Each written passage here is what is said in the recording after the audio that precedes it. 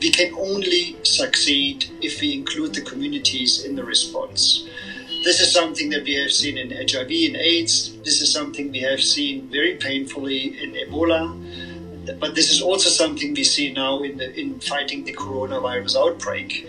Only if you engage the communities, only if you work with them and make sure that they understand what is happening and how they can contribute through their own behavior, we have a chance to really succeed. Stigma and discrimination, that seems to be coming through the way that this is being portrayed, not only in the media, but between people, between non-media, on WhatsApp, on Facebook, on Twitter. How much of this is a war on a virus versus a war on misinformation? I think stigma has shown again and again that it is the worst enemy in fighting disease. We also start to see similar trends here with the coronavirus, where we are very, very sad to see how populations, like when Chinese are traveling, people get nervous, they don't want to talk to them, they stay away, so that a whole country almost gets stigmatized with the disease outbreak, despite themselves actually dealing in an enormous way with the issue, and we can learn so much from them. That virus can appear anywhere in the world. That virus can infect anybody in the world.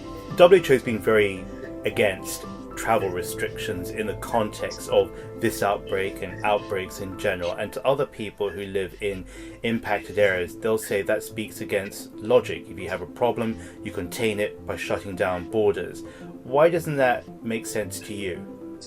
One, it's virtually impossible to really shut down borders, so it's better to be prepared and to take measures that work with the people rather than against them.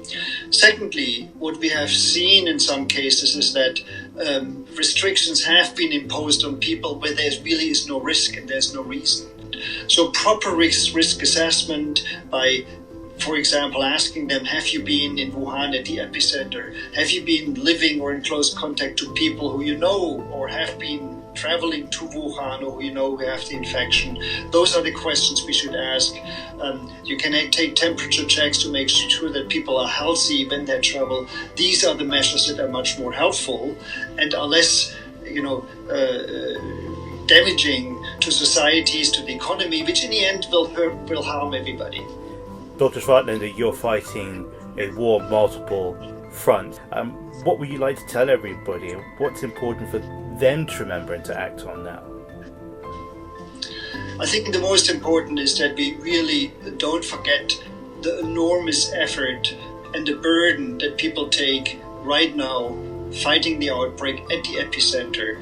It's heroic efforts of health workers who sit, who work in these clothes that where they can't properly breathe, they have to stay there for hours.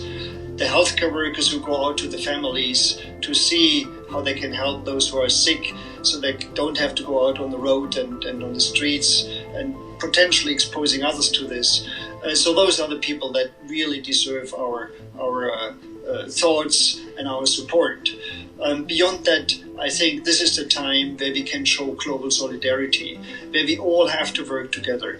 Shutting down borders is not the time anymore. This is an interconnected world where we all work together, where we all live together and thrive together, and we also have together solve problems like the coronavirus, and we can solve it together.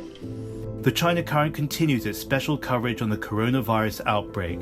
Go to our social media @The China Current and our website for interviews, videos, and podcasts. I'm James Chow. Thank you.